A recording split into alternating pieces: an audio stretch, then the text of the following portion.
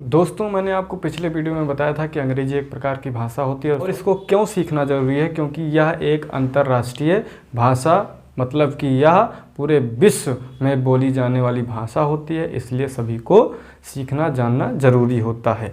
तो ज़रूरी होता है तो चलिए सीखना शुरू करते हैं कि अंग्रेजी भाषा की शुरुआत कहाँ से होती है। तो इसको हम देखेंगे, इसको बोर्ड पे, कि अगर हम अंग्रेजी को दो भाग में डिवाइड कर दें तो समझना आसान होगा। सबसे पहले हम लिखेंगे वर्ड पावर, दूसरा लिखेंगे ग्रामर। वर्ड पावर मीन्स होता है शब्द शक्ति और दूसरा होता है ग्रामर मीन्स व्याकरण। शब्द शक्ति की बात करें तो शब्द शक्ति का मतलब होता है आपके पास वोकैबुलरी पावर होना चाहिए, हर एक वर्ड की मीनिंग पता होना चाहिए, English to Hindi, Hindi to English. जैसे एग्जांपल के तौर पे देखें तो जैसे ईट मीन्स खाना, बीट मीन्स पीटना, स्लीप मीन्स सोना, जब मीन्स कूदना, एवाक मीन्स जगना, गो मीन्स जाना। इसी तरीके से आपको Hindi to English, English to Hindi, word power, word meaning मालूम होना चाहिए, तभी आप इंग्लिश लैंग्वेज को सही तरीके से समझ सकते हो, जान सकते हो।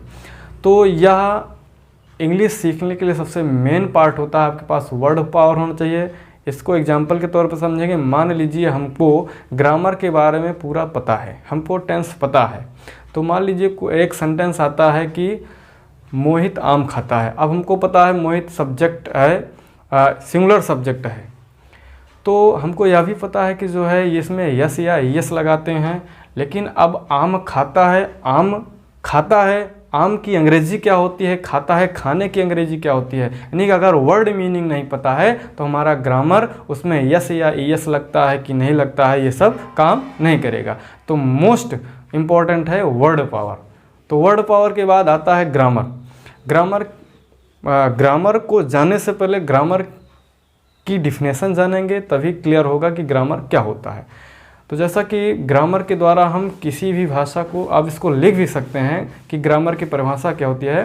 तो किसी भी भाषा को शुद्ध पढ़ने के लिए, शुद्ध बोलने के लिए और शुद्ध लिखने के लिए हमें उस भाषा के ग्रामर की आवश्यकता होती है। अगर हम अंग्रेजी में बात करें इसकी डिफिनेशन की, तो by grammar we can learn any language to read, write and speak.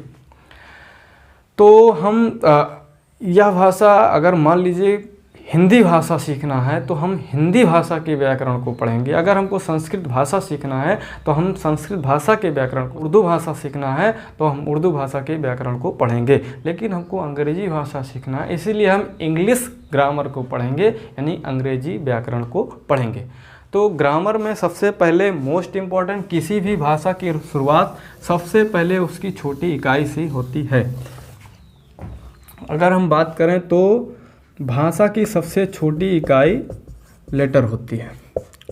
Letter के बाद वर्ड आता है, वर्ड के बाद सेंटेंस आता है, सेंटेंस के बाद पैराग्राफ आता है, पैराग्राफ के बाद लैंग्वेज। लेटर, अक्षर, वर्ड, शब्द, सेंटेंस, वाक्य, पैराग्राफ, गद्यांश और लैंग्वेज एक भाषा। लेटर ये जो होता है हर एक भाषा में आपको मिलेगा, क्योंकि यह किसी भी भाषा की सबसे छोटी इकाई होती है। आप इसको, इसकी परिभाषा भी लिख सकते हैं कि किसी भी भाषा की सबसे छोटी इकाई अक्षर कहलाती है। अगर इसको अंग्रेजी में लिखना हो तो लिखेंगे कि a letter is the smallest unit of any language, मतलब किसी भी भाषा की सबसे छोटी इकाई अक्षर कहलाती है। उसके बाद आता है वर्ड। वर्ड क्या होता है, लेटर से मिलकर वर्ड बनता है, लेकिन इसका एक स्पेसिफिक मीनिंग होती है, जिसके पास जब एक निश्चित अर्थ होगा तभी इसको हम वर्ड कहेंगे, अन्यथा वर्ड नहीं कहेंगे। जैसे एग्जांपल के तौर पे लेते हैं CAT कैट। अब CAT कैट मीन्स बिल्ली होता है, इसका अर्थ है, लेकिन अगर लिख दिया गया TAC, अब टैग का कोई अर्थ नहीं होता है तो ये वर्ड नहीं कहलाएगा। जब तक अक्षर से मिलकर बने हुए शब्द तब तक वर्ड नहीं कहलाएंगे जब तक उसके पास एक निश्चित अर्थ ना हो। उसके बाद आता है सेंटेंस। सेंटेंस कैसे बनता है? दो या दो से अधिक शब्द के मेल से वाक्य बनते हैं जिनके पास एक पूर्ण अर्थ होता है। जब तक उसके पास पूर्ण अर्थ नहीं होंगे तब तक वो सेंटेंस नहीं कहलाएगा। ऐसा नहीं कि कोई भी शब्द लिख दें तो वो सेंटेंस ही कहलाएगा। इसको विस्तृत हम आपको बताएंगे नेक्स्ट वीडियो में। उसके बाद आता है पैराग्राफ। Paragraph means गद्यांश। जब कई सेंटेंस के ग्रुप मिल जाते हैं तो उसको हम गद्यांश कहते हैं। लास्ट जो है लैंग्वेज। जब कई पैराग्राफ बन जाते हैं तो किताब बन जाती है, एक भाषा बन जाती है, एक लैंग्वेज बन जाता है। जैसे कि अगर हमारे पास इंग्लिश की किताब है तो वो है English language.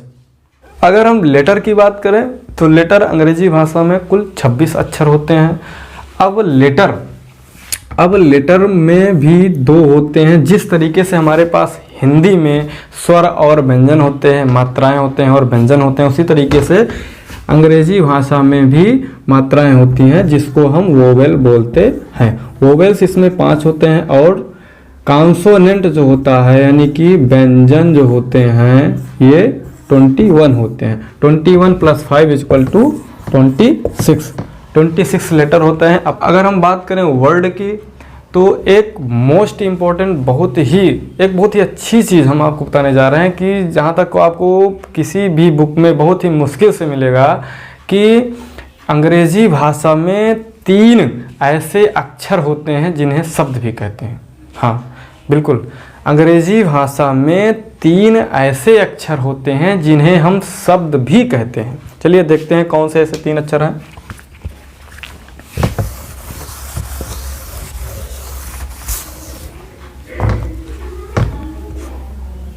A I O। A means होता है एक, आई मीन्स होता है मैं, ओ मीन्स होता है। ये जो है लेटर और वर्ड दोनों हैं।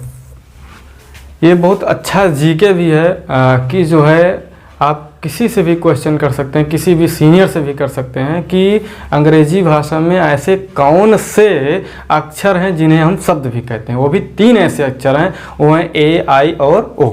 लेकिन इनको शब्द क्यों कहा जाता है इसका आंसर भी जानना जरूरी है। इसका बिल्कुल सटीक आंसर है, इसका एक निश्चित अर्थ होता है। ए मीन्स एक, आई मीन्स मैं, ओ मीन्स हे।